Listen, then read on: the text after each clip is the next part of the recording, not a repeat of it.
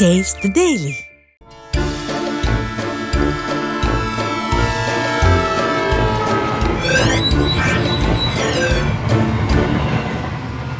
மக்கா வணக்கம். அதிமுக சார்பில் இந்த விளம்பர மாடல் கவர்மெண்ட்டை கண்டிச்சு இன்னைக்கு பெரிய கண்டன ஆர்ப்பாட்டம் நடந்திருக்குயா.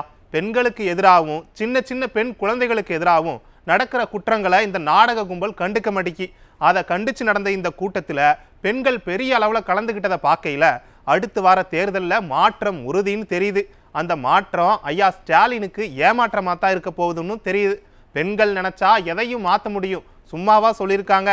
சரி மக்களே, இன்னைக்கு உண்டான குறுஞ்செய்தியை பார்த்துட்டு வாங்க, விரிவான செய்திகளை பார்ப்போம். மாற்றம் இருக்கும், ஏமாற்றம் இருக்காதுன்னு வசனம் பேசியிருக்காரு பொம்மை முதலமைச்சர்.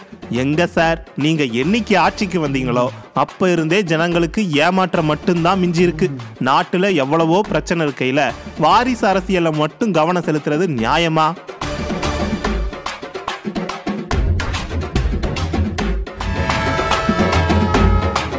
திராவிட மாடல் கும்பல் வசனங்களை மட்டும் நல்லா பேசுதாங்கப்பா, பிள்ளைகளை பள்ளிக்கூடத்துக்கு அனுப்புங்க, மற்றதை நாங்க பார்த்துக்கிறோம்னு அண்ணன் உதயநிதி சொல்லியிருக்காரு. எந்த பள்ளிக்கூடம்னே? ஆதம்பாக்கம் பக்கம் அம்மா உணவகத்தில் இருக்குதே, அந்த பள்ளிக்கூடத்துக்கா?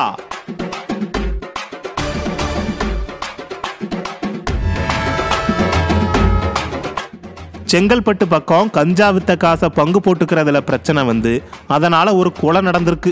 ஒரு இளவட்டத்தை 8 பேர் சேர்ந்து அடிச்சே கொண்டு இருக்காங்க. கஞ்சா வேட்டை கழுத மூட்டைன்னு சொன்னதெல்லாம் வெட்டி விளம்பரம் தான் போல.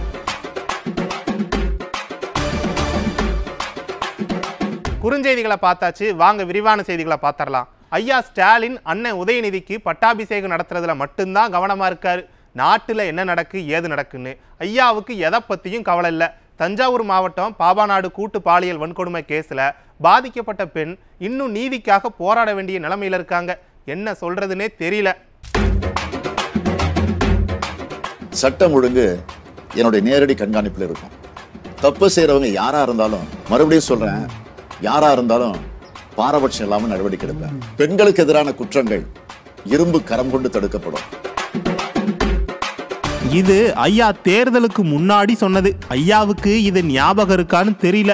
இன்னைக்கு பெண்களுக்கு எதிரான குற்றங்கள் ரொம்ப அதிகமாயிட்டு தினம் செய்திகள் வந்துகிட்டு இருக்கு. குற்றங்கள் அதிகமாகிறது ஒரு பக்கம்னா, பாதிக்கப்பட்ட பெண்களுக்கு நியாயம் கிடைக்கிறதே பெரிய பிரச்சனையா இருக்கு. எடுத்துக்காட்டுக்கு தஞ்சாவூர் மாவட்டம் பாபநாடு பக்கம் ஒரு பட்டதாரி பெண்ணை கூட்டு பாலியல் வன்கொடுமை செஞ்சுட்டாங்க. அந்த கேஸ் குற்றவாளிகளை கைது பண்ணவே பெரும் போராட்டம் நடத்த வேண்டி இருந்துச்சு. இப்ப அந்த வழக்கு விசாரணையை ஒழுங்கா நடத்தணும்னு அந்த பெண் போராடிட்டு இருக்காங்க. குற்றவாளிகள் எல்லாம் ஜாமீன்ல வெளியே வந்தா பாதிக்கப்பட்ட பெண்ணோட உயிருக்கே ஆபத்து இருக்கும்னு மனு கொடுத்திருக்காங்க. கஞ்சா புழக்கம் உள்ளவர்கள், கஞ்சா வியாபாரம் செய்யக்கூடியவர்கள், செல்வாக்கானவர்கள் அவருடைய பின்னணியில் இருக்கிறாங்க. காவல்துறையில் ஒரு பிரிவினுடைய ஆதரவு அவருக்கு இருக்குது. அதனால தான் நடவடிக்கையை உடனே எடுக்கலை. அந்த அடிப்படையில் பார்த்தா இவர்கள் வெளியே வந்தால் முதல்ல அந்த பாதிக்கப்பட்ட பெண்ணுடைய உயிருக்கு ஆபத்து. குற்றங்களை இரும்பு கரம் கொண்டு அடக்குவேன்னு சொன்னவரோட ஆட்சியில பாதிக்கப்பட்ட பெண்ணோட நிலைமை எப்படி இருக்குன்னு பாருங்க. இந்த விவகாரம் ஒரு உதாரணம் தான். தமிழ்நாடு முழுக்க இப்படி பல பேர் பாதிக்கப்பட்டிருக்காங்க. ஐயாவுக்கு அதை பத்திலாம் கவலையே இல்லை. ஏமாற்றம் இருக்காது, மாற்றம் இருக்கும். ஏமாற்றம் இருக்காது, மாற்றம் இருக்கும். ஐயா, மாற்றம் கட்டாயம் வரும். அது நிச்சயமா உங்களுக்கு ஏமாற்றமா தான் இருக்கும். நாட்டு மக்கள் சந்திக்கிற பிரச்சனைகளை கண்டுக்காம வாரிசு அரசியல் பண்ற நாடக கம்பெனிக்கு மக்கள் ஏமாற்றத்தை பரிசா கொடுப்பாங்க. பொறுத்திருந்து பாருங்க.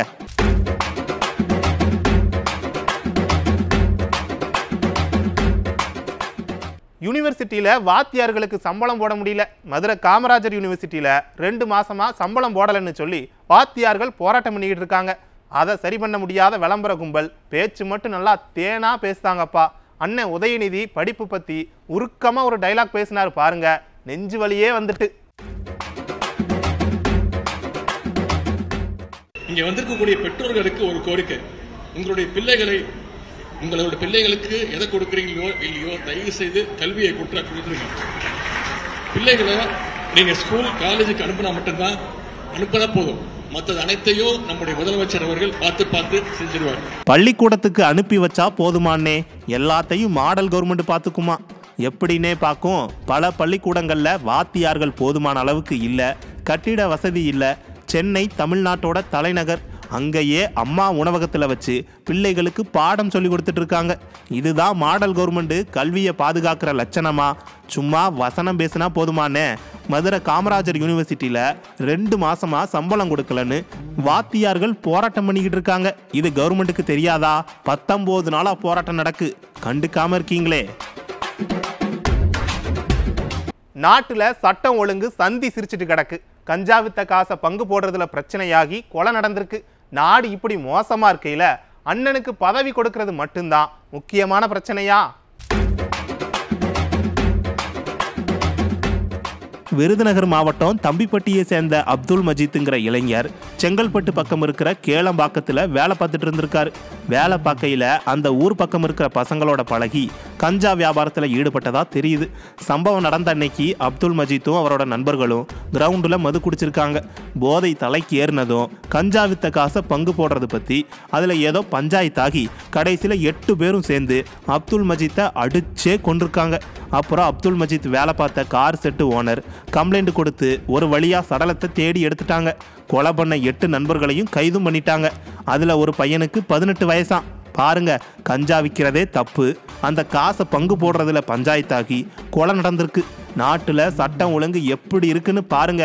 சும்மா பேருக்கு போதை ஒழிப்பு பற்றி பேசுகிறாங்களே தவிர இந்த ஆட்சியில் போதைப்பொருள் புழக்கம் குறையவே இல்லை. தினம் போதைப்பொருள் புழக்கத்தால் கொள்ளைன்னு அதிகமாயிட்டே தான் இருக்குது. இதை கவனிக்க வேண்டிய பொம்மை முதலமைச்சர் மகனுக்கு பட்டாபிஷேகம் நடத்துறதுல மட்டும்தான் குறியா இருக்காரு.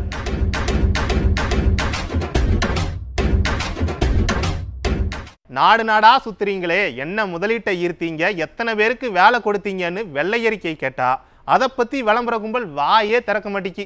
இந்த நிலைமையில தமிழ்நாட்டில் இருக்கிற சிறு குறு தொழில் நிறுவனங்களுக்கு சமாதி கட்டுறதுல திராவிட மாடல் தீவிரமா இருக்குன்னு தொழில் பண்றவங்க புலம்புறாங்க. கூரை ஏறி கோழி பிடிக்க முடியல, வானம் ஏறி வைகுண்டம் போற கதையா? ஐயா ஸ்டாலின் வெளிநாட்டு கம்பெனிகளை தமிழ்நாட்டுக்கு கொண்டாரன்னு பேசிட்டு இருக்காரு. அதே சமயம் உள்ளூர்ல இருக்கிற சின்ன சின்ன தொழில் நிறுவனங்கள் இந்த கவர்மெண்டால ரொம்ப பாதிக்கப்பட்டிருக்கோம்னு புலம்புறாங்க.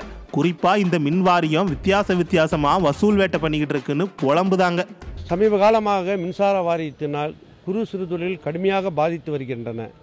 அதற்கு இந்த மின்சார வாரியம் இந்த தொழில் முனைவர் மேல் தொடர்ந்து சுமைகளை வைத்து வருவதால் தொழில் நடத்துகின்றவர்கள் தொழில் நடத்த முடியாத அளவுக்கு, அது குறிப்பாக குறுந்தொழில்கள் தடைப்பட்டு கொண்டிருக்கின்றன.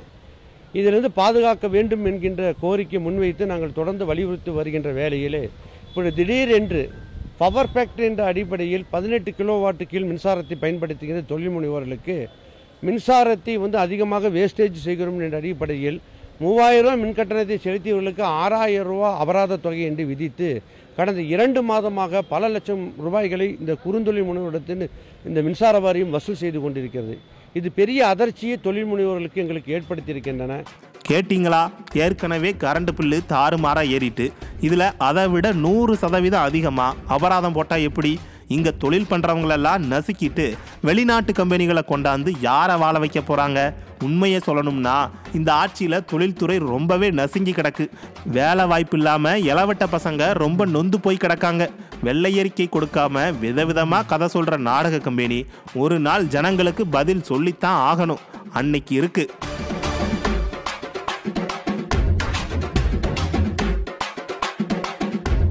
மக்கா, விளம்பர கும்பலோட கூட்டணியில குழப்பம் வந்திருக்குல்ல. இப்போ அந்த குழப்பம் கூட்டணி கட்சிக்குள்ள வந்துட்டதா விவரம் தெரிஞ்சவங்க சொல்றாங்க. அதாவது நாடக கம்பெனி கூட்டணி கட்சிகளை மிரட்டிக்கிட்டு இருக்குன்னு சொல்றாங்க.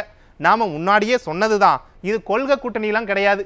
விடியல்னு சொல்லிட்டு ஆட்சிக்கு வந்தாக என்ன விடியல் கொடுத்தாங்க? வாரிசுகளை வளர்த்து விட்டது மட்டும்தான் இந்த நாடக கும்பலோட ஒரே சாதனை. ஜனங்களோட வேதனைய இந்த கும்பல் ஒரு நாளும் புரிஞ்சுக்காது. கூட்டணியில் இருக்கிறவங்க புரிய வைக்க முயற்சி பண்ணா அந்த கட்சியவே காலி பண்ணிடும். அது என்னவோ சொல்லுவாங்களே, பாயாசமா பாசிசமா, அதான் இந்த கும்பல். சரி மக்களே, இன்னைக்கு நிகழ்ச்சி இத்தோட முடிஞ்சது. நாளைக்கு மறுபடியும் சந்திப்போம். நன்றி, வணக்கம்.